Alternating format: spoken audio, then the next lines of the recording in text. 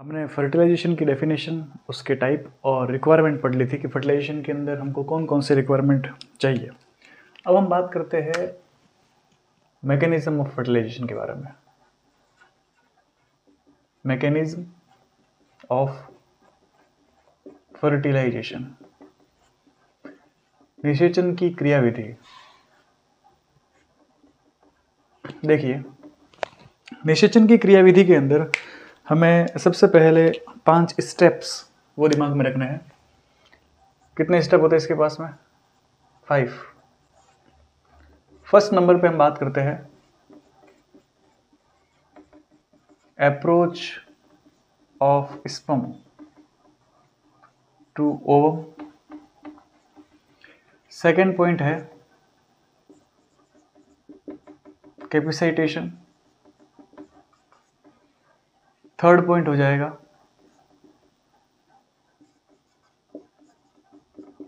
Contact of sperm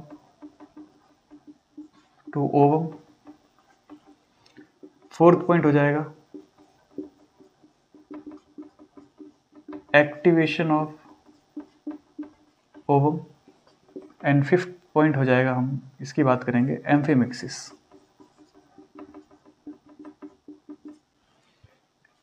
तो ये जो 5 स्टेप है, इसके अंदर पूरा फर्टिलाइजेशन आ जाता है। विस्तार पूर्वक डिटेल में एक एक स्टेप की बात करते हैं। पहले हम ले लेते हैं approach of sperm to ovum. तो हमारा फर्स्ट पॉइंट है, first point approach of sperm to ovum. देखिए, इसमें क्या पढ़ना है? इसमें हमें पता होना चाहिए कि स्पर्म जो है वो और ovum, sperm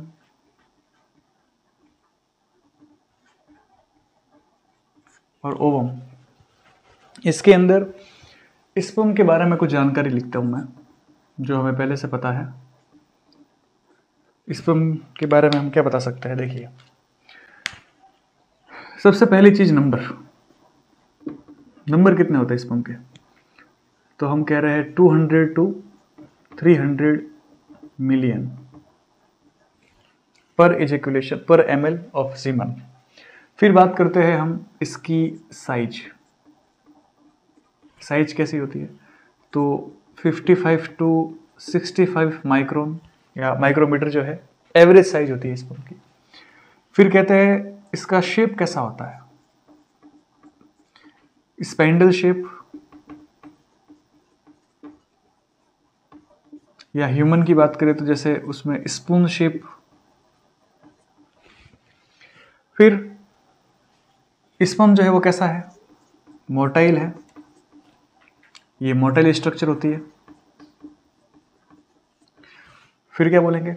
sperm haploid cell होती है।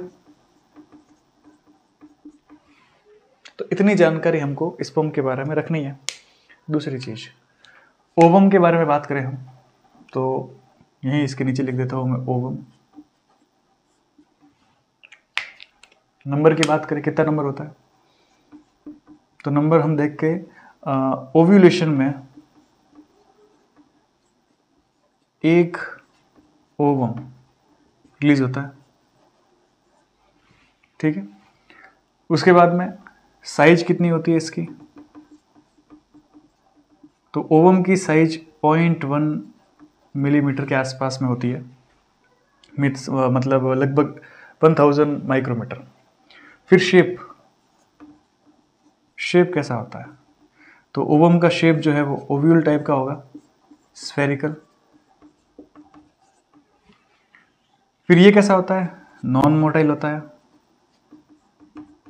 ये मोटाइल स्ट्रक्चर है, ये नॉन मोटाइल स्ट्रक्चर होती है। हैप्लोइड सेल है, ये भी क्या होती है? हैप्लोइड सेल होती है। इसके पास में हैप्लोइड सेल है यहाँ पे, तो 22 प्लस वाई क्रोमोसोम और इसके पास में 22 plus x chromosome.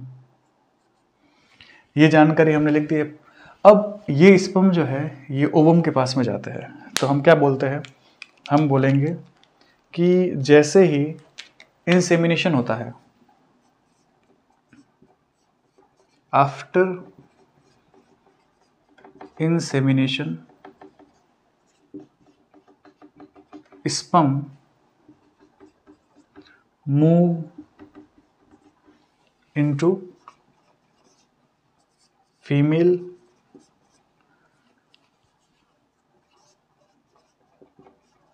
genital tract और ये यहां से कहां चला जाएगा, फैलोपियन ट्यूब में, या इसको हम कह सकते हैं ओविडक्ट। तो स्पर्म जो है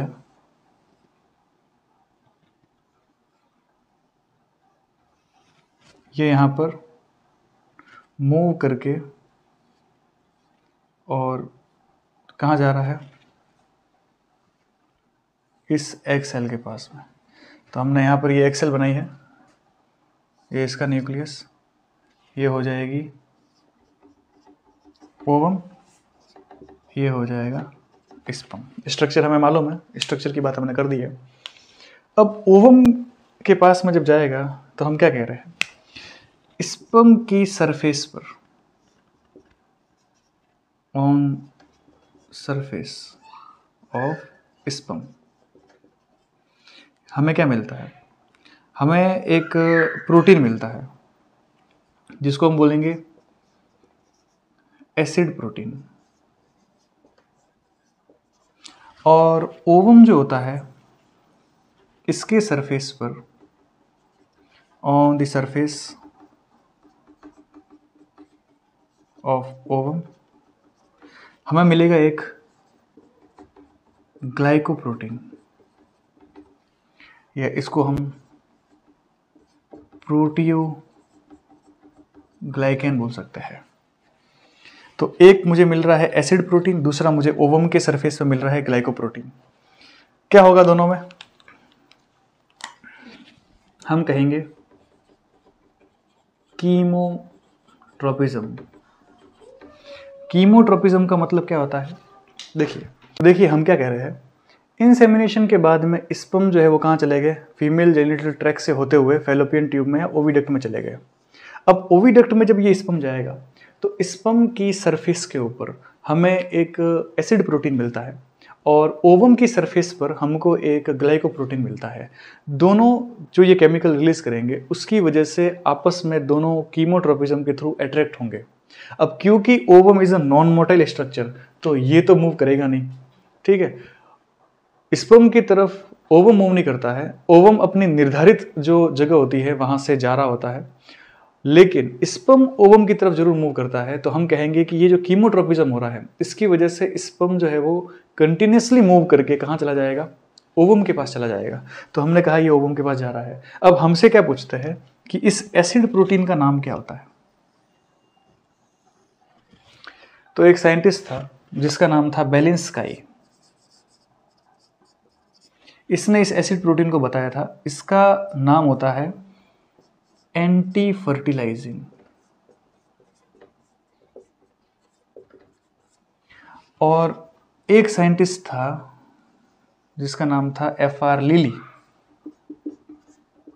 इस लिली ने बताया कि ये जो ग्लाइकोप्रोटीन या हमने लिखा है इसको प्रोटियोग्लाइकेन, ये होता है फर्टिलाइजिंग।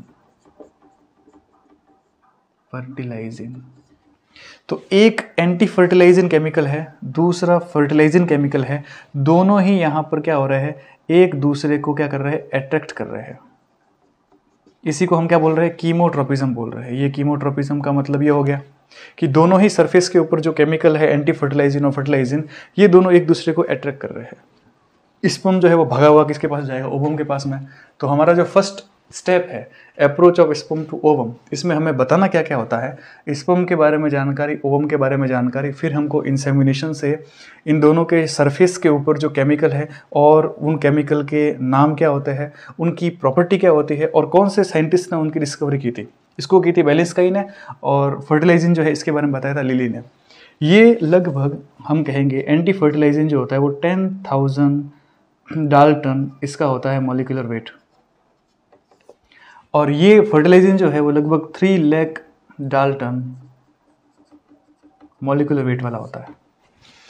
इतनी जानकारी किस में आ जाएगी, फर्स्ट स्टेप के अंदर। तो स्पर्म जो है वो अब कहाँ मूव कर रहे हैं, ओवम की तरफ। दूसरी जो स्टेप है कैपेसिटेशन, जिसको हिंदी में कहते हैं हम योग्यतार्जन, इसके बारे में पढ़ते हैं। ये योग्यतार्जन क्या होता है?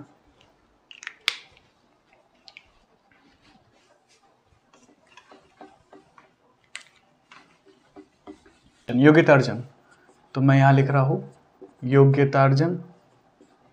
नाम से मालूम चल रहा होगा कि शुक्राणु जब अंडाणु के पास में जाता है तो उससे पहले शुक्राणु और अंडाणु दोनों ही आपस में एक दूसरे से संयुग्मित होने के लिए, आपस में संलयन होने के लिए योग्यता अर्जित करते हैं। पहले हम बात कर लेते हैं शुक्राणु की। तो देखिए योग्यतार्जन जो है कैपेसिटेशन, इसको मैं यहाँ पर बांट लेता हूँ दो पार्ट में। एक में लिख रहा हूँ यहाँ पे स्पर्म और एक में लिख रहा हूँ ओवम। पहले हम बात करते हैं स्पर्म की।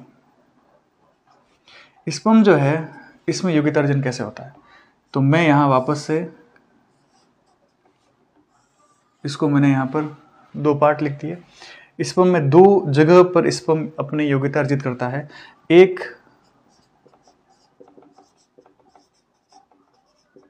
एपिडिडाइमिस और दूसरा वेजाइना। ठीक है, इसको सही से लिख देते हैं। ये क्या है, सेकंड पॉइंट, फीमेल वेजाइना।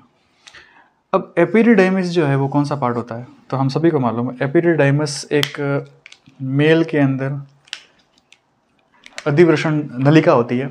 लगभग 6 मीटर लंबी नलिका होती है जो 3 भागों में बटी हुई होती है एपिडिडाइमिस। ठीक है, इस एपिडिडाइमिस के भाग मैं यहाँ लिख रहा हूँ पार्ट्स ऑफ एपिडिडाइमिस। अधिवृषण के कितने भाग होते हैं, तो हम कहेंगे एक जो होता है उसको बोलते हैं हम कैप्यूट एपिडिडाइमिस, एक को बोलते हैं हम कॉर्पोरा एपिडिडाइमिस और एक को बोलते हैं हम कॉर्डा एपिडिडाइमिस। इसको हम ग्लोबस मेजर भी बोलते हैं और इसको हम ग्लोबस माइनर भी बोलते हैं। तो ये ग्लोबस मेजर और ये ग्लोबस माइनर, और ये 3 भाग किसके हो गए आपके एपिडिडाइमिस के। एपिडिडाइमिस में स्पर्म स्टोर होते हैं। स्पर्म स्टोर होने के साथ ही एपिडिडाइमिस क्या करता है, इस स्पर्म का क्रियात्मक परिपक्वन करता है। तो हम कह रहे हैं कि ये क्या करेगा, क्रियात्मक परिपक्वन। इंग्लिश में क्या बोलेंगे हम, फंक्शनल मैच्यूरेशन। तो स्पर्म जब तक यहाँ रहेंगे, स्टोर रहेंगे, तब तक स्पर्म जो है वो योग्यता अर्जित करने के लिए एपिडिडाइमिस के अंदर क्या हो रहा है, परिपक्व हो रहे हैं, मैच्योर हो रहे हैं। तो हम इसको बोल रहे हैं स्पर्म का क्रियात्मक परिपक्वन या स्पर्म का फंक्शनल मैच्यूरेशन कहाँ होता है, एपिडिडाइमिस के अंदर। एक तो यहाँ से प्रश्न आता है। दूसरा, जैसे ही इंसेमिनेशन हो गया तो जो सीमन है उसके थ्रू स्पर्म कहाँ चले जाएंगे, फीमेल की वेजाइना के वहाँ पे। वेजाइना के अंदर जाते ही वेजाइनल सीक्रेशन होता है। उस वेजाइनल सीक्रेशन से क्या होगा, वेजाइनल सीक्रेशन से स्पर्म जो है वो क्या हो जाएंगे, उसका कैपेसिटेशन यहाँ पर हो जाता है। इस कैपेसिटेशन के लिए क्या जरूरी होता है, कैल्शियम, और हम कह रहे हैं कैल्शियम जो है वो इम्पोर्टेंट है कैपेसिटेशन के लिए। पोटेशियम जो होता है वो इम्पोर्टेंट होता है, बाइकार्बोनेट इम्पोर्टेंट होते हैं। तो ये सारी चीज़ें कैपेसिटेशन के लिए इम्पोर्टेंट होता है, किसमें, स्पर्म के। तो देखिए स्पर्म का एक जो क्रियात्मक परिपक्वन है वो कहाँ हो रहा है, नर के एपिडिडाइमिस में। तो हम कह रहे हैं यहाँ पर, इसके आगे मैं अगर यहाँ पर लिख देता हूँ मेल वैसे एपिडिडाइमिस तो मेल में ही है, लेकिन फिर भी क्योंकि वहाँ फीमेल लिखा है ना, तो कहीं देख करके घबरा ना जाओगे ये कैसा मामला है।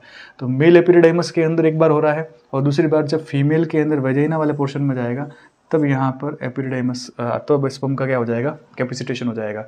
तो योग्यतार्जन जो है वो स्पर्म की 2 जगह हो रही है। ओवम की बात करते हैं हम। ओवम जो सेल होती है ये फीमेल हैप्लॉइड सेल है। इसका क्रियात्मक परिपक्वन जो है वो कहाँ हो रहा है, ओविडक्ट के अंदर ही हो रहा है।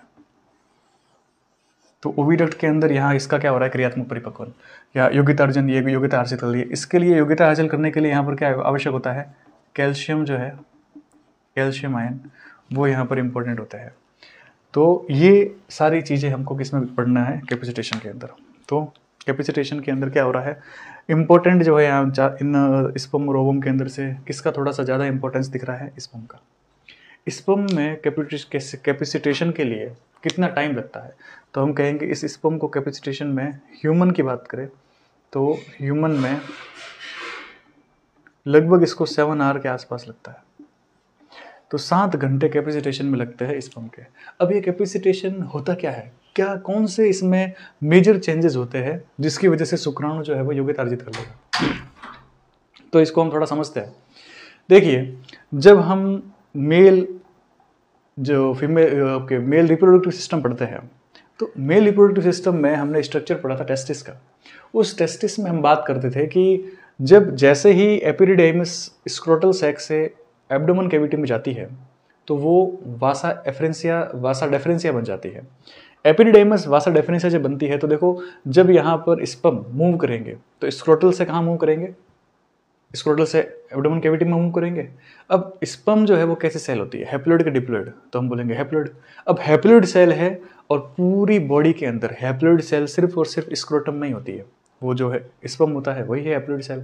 अब जब ये मूव करके एब्डोमेन कैविटी में जाएगी तो हमारी जो इम्यून सिस्टम होता है, हमारी जो मैक्रोफेज होती है, वो क्या सोचेगी कि ये जो हैप्लोइड सेल है ये एक एंटीजन है, ये बॉडी के बाहर से आया है, तो इसको भाई साहब को पकड़ो और इसको उड़ा दो, मार दो इसको। वो सारी मैक्रोफेज इस स्पर्म को मारने के लिए दौड़ती है। ऐसा क्यों हो रहा है, क्योंकि स्पर्म एक हैप्लोइड सेल है और हमारी सारी बॉडी की सेल क्या होती है, डिप्लोइड। तो उसको नहीं मालूम है कि ये हैप्लोइड जो है वो हमारी बॉडी का ही एक पार्ट है और यही हमारी बॉडी ने ही इस सेल को बनाया है, उसको नहीं मालूम। तो वो मैक्रोफेज क्या कर देगी, हमला कर देगी उसके ऊपर। हमला कर देगी तो वो स्पर्म को बचाने के लिए सर्टोली सेल क्या करती है, स्पर्म के चारों तरफ एक कोटिंग बना देती है। वो कोटिंग जो है वो क्या होता है, ब्लड टेस्टिस बैरियर का बना हुआ होता है। अब अगर सोचो ये कोटिंग वाला स्पर्म अगर ओवम के पास जाएगा तो क्या वो उसको फर्टिलाइज कर पाएगा, नहीं कर पाएगा, क्योंकि उसके ऊपर एक्स्ट्रा जो है वो बहुत सारी अननेसेसरी चीज़ें हैं। हालांकि वो उसको बचाने के लिए लगाई थी, लेकिन फर्टिलाइजेशन के लिए उन चीज़ों की जरूरत नहीं होती। तो क्या होगा, उन सारी एक्स्ट्रा जो मटेरियल यहाँ स्पर्म के प्रोटेक्शन के लिए लगाया था ताकि उसको कोई मैक्रोफेज खत्म ना करे मेल की बॉडी के अंदर, तो वहाँ पर उस प्रोटेक्शन को, उस एक्स्ट्रा कवरिंग को हटाने के लिए यहाँ वेजाइना के अंदर क्या हो रहा है, कैपेसिटेशन हो रहा है। किसका कैपेसिटेशन हो रहा है, स्पर्म का। तो दो जगह हो रहा है, एक तो एपिडिडाइमस के अंदर, मेल के एपिडिडाइमस के अंदर स्पर्म जो है वो क्रियात्मक परिपक्वन कर रहे हैं, और दूसरा वो जब वेजाइना में जाएंगे तो वहाँ पर इसका वापस कैपेसिटेशन हो रहा है। तो समझ में आ रही है कैपेसिटेशन क्यों हो रहा है, क्योंकि स्पर्म जब स्क्रोटल से एब्डोमेन कैविटी में जाते हैं तो हमारी बॉडी की सेल ये सोचती है, मेल के बॉडी की सेल ये सोचती है कि ये स्पर्म जो हैप्लोइड है, ये सेल किसी बाहर से आने वाला कोई एंटीजन है जो हमारी बॉडी को खराब कर देगा। तो मैक्रोफेज इसको मारने के लिए दौड़ती है, लेकिन इसके चारों तरफ एक कवरिंग है जिसको हम ब्लड टेस्टिस बैरियर बोलते हैं। ये किसने लगाई है, ये लगाई है सर्टोली सेल ने। तो उस लेयर को हटाने के लिए वापस जब स्पर्म यहाँ चला जाएगा तो वो कैपेसिटेशन करेगा, वो एक्स्ट्रा कवरिंग ये सब चीज़ें हटा देगा और अपने अंदर भी कुछ चेंजेस लाएगा जिसकी वजह से ये यहाँ ओवम को आसानी से फर्टिलाइज कर पाए। तो हम देखते हैं कि वो चेंजेस कौन कौन से होते हैं। तो कैपेसिटेशन स्पर्म का कौन कौन से स्टेप हम इसमें पढ़ते हैं, देखिए।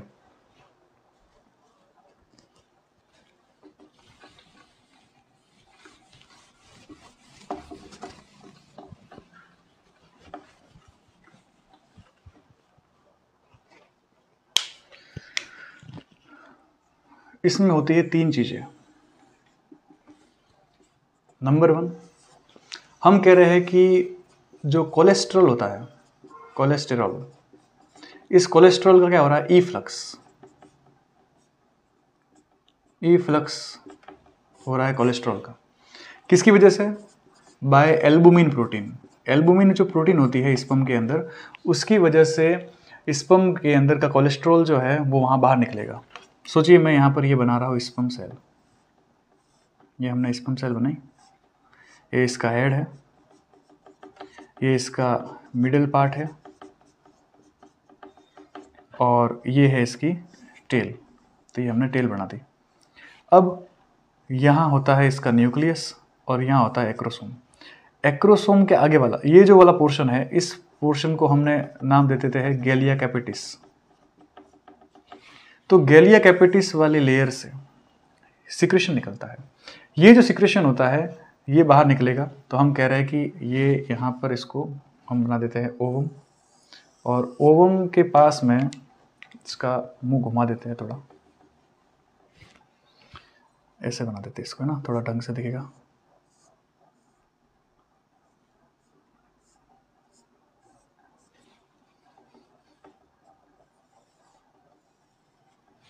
तो हम कह रहे हैं कि ये तो हो जाएगा इसका टेल, ये जो है इसका हो जाएगा मिडल पार्ट, और ये हो जाएगा इसका हेड। ये इसका न्यूक्लियस है, ये इसका न्यूक्लियस है, और ये एक्रोसोम है, और गैलिया कैपिटिस जो है वो ये वाली लेयर है। अब क्या हुआ, ये जब यहाँ इस ओवम के पास में आ रहा होता है तो ये स्पर्म के आगे की तरफ जो आपके एपिकल रीजन होता है एक्रोसोम के आगे की तरफ, जहाँ पर एक लेयर होती है जिसको हमने गैलिया कैपिटिस बोला था, वहाँ से क्या हो रहा है, ये कोलेस्ट्रॉल जो है वो बाहर निकल रहा है। किसकी हेल्प से? एल्बुमिन की हेल्प से ये कोलेस्ट्रॉल बाहर निकल रहा है। तो यहाँ पर एक लेयर बन जाएगी, हम कह सकते हैं यहाँ पर एक स्ट्रक्चर बनता है। इस स्ट्रक्चर को हम बोल रहे हैं लिपिड।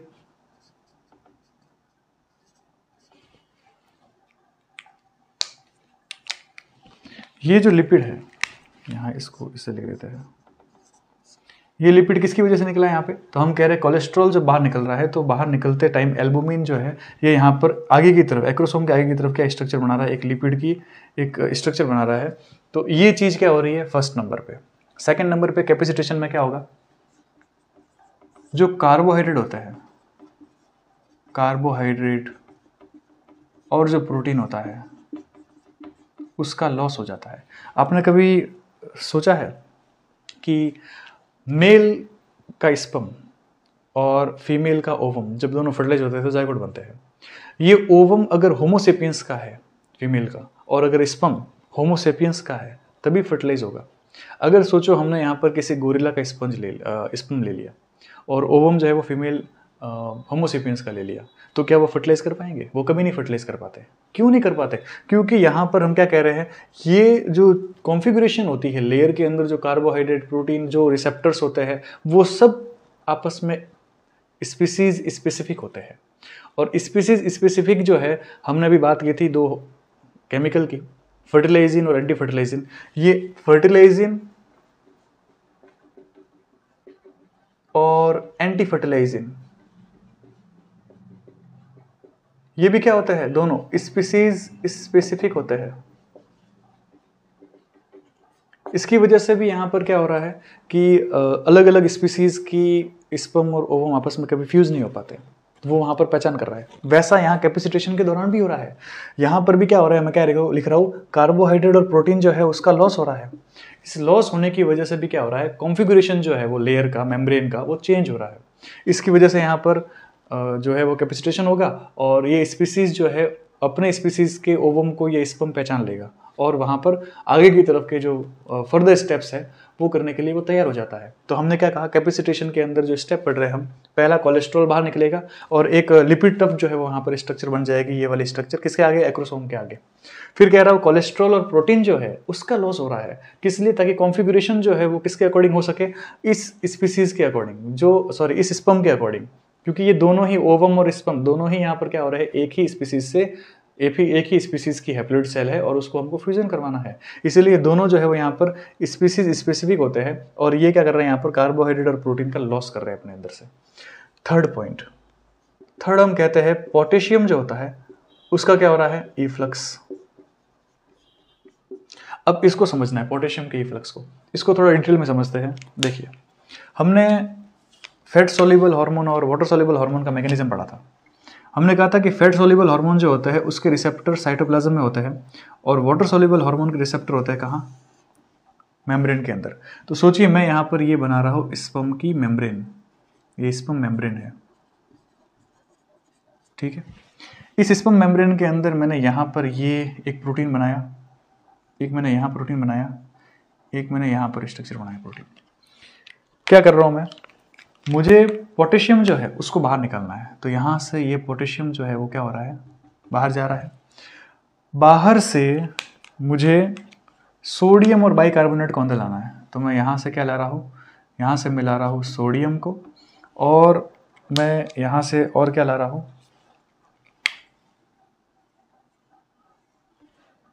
मैं बाहर से और क्या ला रहा हूँ, बाइकार्बोनेट को। तो मैंने सोडियम और बाइकार्बोनेट जो है वो तो अंदर लेके आ गया मैं, और पोटेशियम जो है वो मैं बाहर लेके जा रहा हूँ। तो मैं कह रहा हूँ पोटेशियम का तो क्या हो रहा है, पोटेशियम का हो रहा है ई फ्लक्स, और सोडियम और बाइकार्बोनेट का क्या हो रहा है, इनफ्लक्स। ये इन दोनों का इनफ्लक्स हो रहा है। ये क्या है यहाँ पर, स्पर्म का साइटोप्लाज्म, और ये आउटर, ये हम कहेंगे ये आउटर रीजन है, और ये क्या है, ये साइटोप्लाज्म ऑफ स्पर्म। तो ये चीज़ हमको पहले पता होनी चाहिए कि हम क्या बना रहे हैं। ये पूरी हो जाएगी स्पर्म की मेम्ब्रेन, ये पूरी मेम्ब्रेन है। ये सारे के सारे क्या है यहाँ पर, आयन चैनल, जो प्रोटीन होते हैं वो आयन चैनल की तरह काम कर रहे हैं। ई फ्लक्स हो रहा है पोटेशियम का, सोडियम और बाइकार्बोनेट दोनों साइटोप्लाज्म के अंदर आ रहा है स्पर्म के। तब जैसे ही ये अंदर की तरफ आने लग जाएगा और ये बाहर की तरफ जाने लगेगा, यहाँ पर एक स्ट्रक्चर होता है जिसको बोलते हैं हम स्पर्म एडिनिलेट साइक्लेज, जिसको हम बोल रहे हैं SAC। ये SAC जो होता है ये क्या हो जाता है, एक्टिव हो जाता है, और ये ATP को कन्वर्ट कर देता है CAMP में। और हमें पहले ही मालूम है, 10th के अंदर भी ये पढ़ा हुआ है, और वापस से जब अब अलग से मैकेनिज्म समझाई थी तभी बताया था कि CAMP क्या होता है, ये होता है सेकेंड केमिकल मैसेंजर। तो ATP जो है वो किस में कन्वर्ट हो रहा है, CAMP के अंदर। ये CAMP जो है वो अब क्या करेगा, ये जो प्रोटीन काइनेज A इसको एक्टिव कर देता है, एक्टिव प्रोटीन काइनेज A में कन्वर्ट कर दिया। ये जो यहाँ पर एक्टिव हुआ है प्रोटीन काइनेज, ये क्या करेगा, ये जो टायरोसिन होता है उस टायरोसिन को फॉस्फोराइलेज टायरोसिन के अंदर कन्वर्ट कर देता है।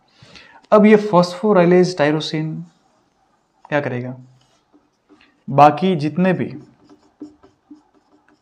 साइटोप्लाज्म के अंदर जो एसेंशियल केमिकल होते हैं उसका क्या करेगा, फॉस्फोराइलेशन करेगा। और जब ये फॉस्फोराइलेशन इसका हो रहा होता है तब हम क्या कहेंगे, हम कह रहे हैं यहाँ पर ये तैयार हो जाएगा एक्रोसोम रिएक्शन के लिए। और कैपेसिटेशन जो है, कैपेसिटेशन क्या हो जाएगी, कंप्लीट। तो देखिए हम वापस से चर्चा करते हैं कैपेसिटेशन की।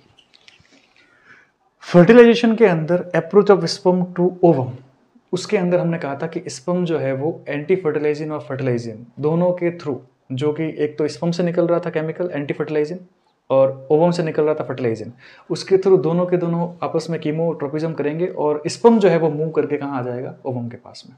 दूसरी चीज कैपेसिटेशन में हम क्या पढ़ रहे हैं, कैपेसिटेशन का मतलब होता है कि पहले स्पर्म जो है, अगर मैंने स्पर्म को लिया डायरेक्ट टेस्टिस से, सेमिनिफेरस ट्यूब्यूल से निकाला और उसको जो है वो सीधा मैं ओवम के पास लेके चला गया ओविडक्ट में, क्या वो फर्टिलाइज करेगा, नहीं करेगा। क्यों नहीं करेगा, क्योंकि वैसा वो उसके अंदर योग्यता अर्जित नहीं हुई है। फर्टिलाइज करने के लिए पहले आपको योग्य होना पड़ेगा, तो योग्य होने के लिए आपको दो जगह से गुजरना पड़ेगा। स्पर्म को सेमिनिफेरस ट्यूब्यूल से होते हुए, मतलब वहां से तो बनता ही है, तो सेमिनिफेरस ट्यूब्यूल से निकल करके एपिडिडाइमस में जाना पड़ेगा। एपिडिडाइमस में पहले उसका क्रियात्मक परिपक्वन होगा, फंक्शनल मैच्योरेशन होगा, फिर वो वेजाइना में जाएगा, वेजाइना में जाने के बाद में उसका कैपेसिटेशन होगा और फिर वो ओविडक्ट में जाकर के फर्टिलाइज कर सकता है। ये कहानी है। अब हमको इस कहानी के पीछे क्या हो रहा है वो समझना है। तो कैपेसिटेशन में 3 मेजर इंपैक्ट पड़ते हैं स्पर्म के ऊपर। पहला, उसके अंदर से कोलेस्ट्रॉल जो है वो बाहर निकलेगा एल्बुमिन की हेल्प से, और आगे की तरफ एक स्ट्रक्चर बन जाता है लिपिड का, ठीक है, जो बाद में क्या करेगा, इस एक्रोसोम को आगे रिलीज करने में काम आता है और इस लेयर से चिपकने में काम आता है। दूसरी चीज, कार्बोहाइड्रेट का और प्रोटीन का क्या हो रहा है, लॉस होने की वजह से कॉन्फ़िगरेशन चेंज हो रहा है, स्पर्म और ओवम दोनों आपस में एक दूसरे को पहचान सकेंगे, ये घटना यहाँ पर चल रही है। तीसरा, पोटेशियम का क्या हो रहा है, इफ्लक्स। ये हमने क्या बनाई, ये बनाई है स्पर्म की मेम्ब्रेन। स्पर्म की मेम्ब्रेन के अंदर से स्पर्म की मेम्ब्रेन के बाहर पोटेशियम निकल रहा है, तो पोटेशियम जो है वो स्पर्म से बाहर निकल रहा है, तो हम कहेंगे इफ्लक्स ऑफ पोटेशियम। बाहर से सोडियम और बाइकार्बोनेट स्पर्म के अंदर आ रहा है, तो हम कहेंगे सोडियम और बाइकार्बोनेट के क्या हो जाएंगे, इन्फ्लक्स हो रहा है।